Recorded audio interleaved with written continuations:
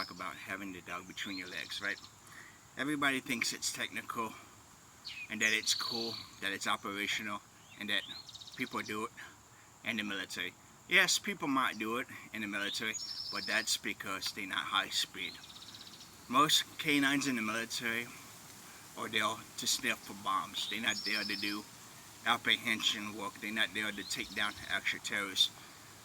Out of all the dogs in the military, which is about 2,000 give or take, 3,000 at the most during times of war, 80% of those dogs are there just to sniff bombs. They don't do any kind of room clearing. They don't do any kind of structure entry or anything like that. They don't interact with terrorists.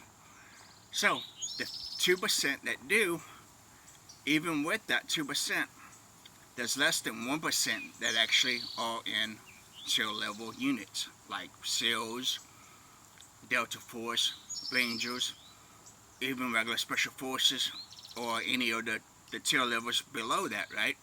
So, small percentage actually do the work, right?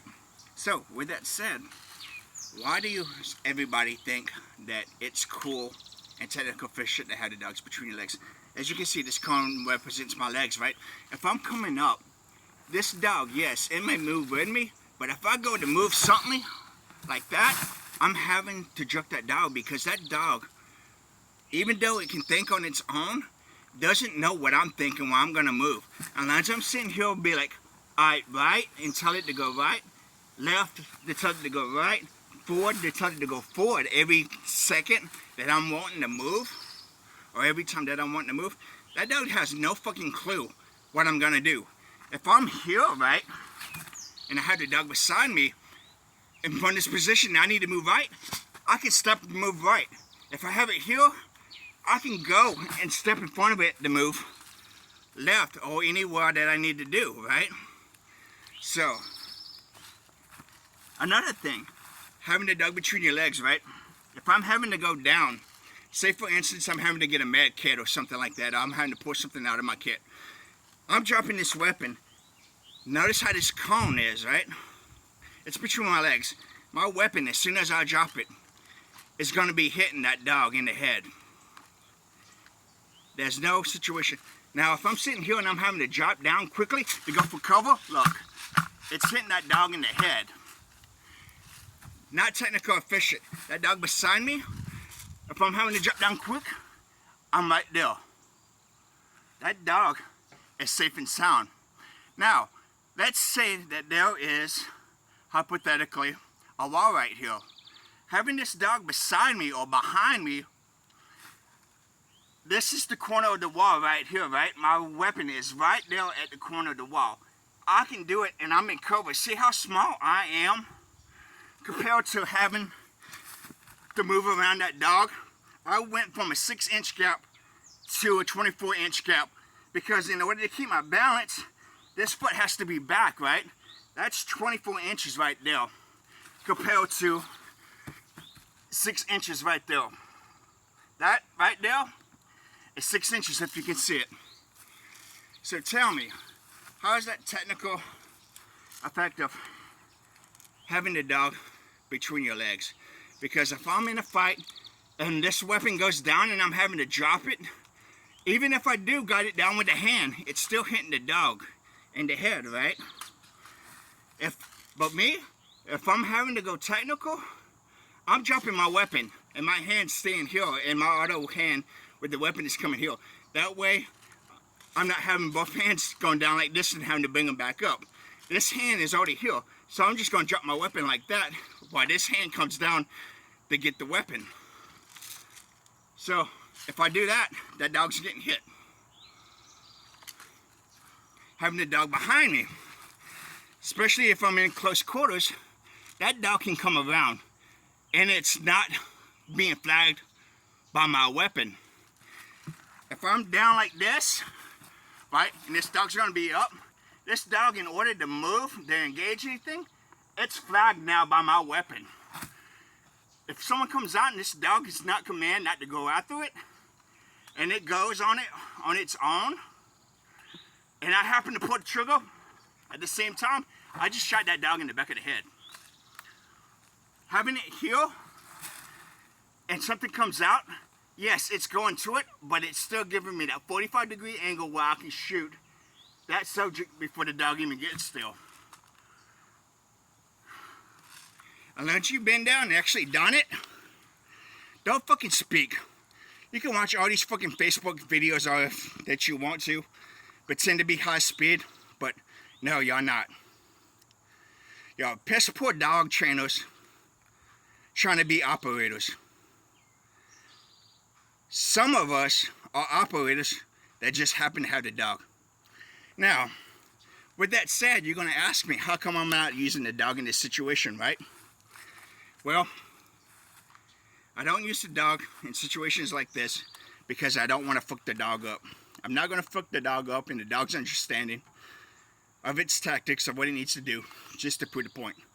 I never have the dog between my legs. Now, if I'm standing here talking to you, and the dog gets between my legs because it just wants to, that's fine, because that's a stance. That's just me talking to you. That's just me communicating to you. The dog can be anywhere. The dog doesn't even have to be around me. Wherever the dog is perfectly fine, as long as I'm standing still. But as soon as I go to move, that dog is no longer between my legs. Because imagine we're coming up to a room, right? And I have to go right. And once that dog knows that I'm going right, once again, that dog's not going to go right. Especially if we have choices in entry. We can go right or we can go left. Right? So, if you can show me any benefit of having that dog between your legs, I would love to see it. But I can tell you right now, from experience, multiple times in the fray, getting that kind of experience, the dog does not need to be between your legs because it's operational and effective. So all it's going to do is cause hassle, because as you can see, I dropped that weapon, that dog's going to get hit in the head. I go down, that dog, even if it goes down with me, it's still getting hit in the head. I go to shoot. My point of aim, as you can see, is lined up perfectly with you. I go to shoot, and that dog wants to do something. I'm shooting it in the back of the head, compared to see how it is. Now, with that said, too, the dog between my leg. See how I'm lined up in the camera? Imagine you had the gun. You have the gun, right? You can shoot me, and all you have to do is point down and shoot the dog. Your aim of fire is straight down. One in the head, one in the chest, one in the stomach, and then the dog in the head, right? Now, doing this, yes, you might be, if you shoot me in the head first, you might shoot me in the head. But if you got to shoot me in the chest, as you're going down to get this dog now, you're off center. You're now shooting me, as you can see, in the arm, and now you might be able to shoot that dog. You have to go that way. That is another benefit of having the dog beside you, is because if someone is aiming at you, they don't have to do like that to shoot. They don't have to pull a trigger and spray and pray and just go up and down. They have to do like that, and by the time they are like that on the dog, they are off of me, as you can see. Another benefit of not having the dog between your legs, because you're not one target, you're two targets. You have to go from target 1 to target 2. Here, it's just one target, up and down. And same thing, if I'm here behind a situation, my target now went from that 6 inches to a 24 plus thing. Now if I'm having to break a wall, to clear a wall and everything, having that dog between me, if the wall's here, that dog has to hit that wall in order to get out. If it's beside me, it can go around me. If it's behind me, it can go around me.